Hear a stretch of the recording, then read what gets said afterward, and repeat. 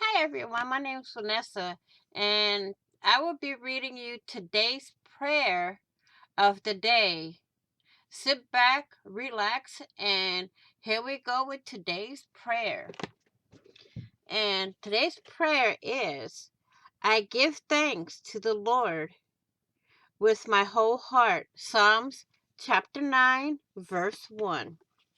Chapter 9, verse 1 is here, and it says, I will praise you, Lord, with all my heart. I will tell you, I will tell of all the marvelous things you have done. Now,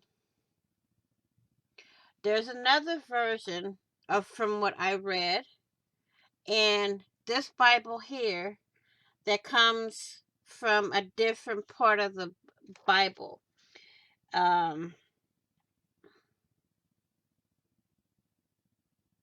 I will give thanks to you, Lord, with all my heart. I will tell you all your wonderful deeds. Okay. And it's basically the same thing as what I read here in verse 1.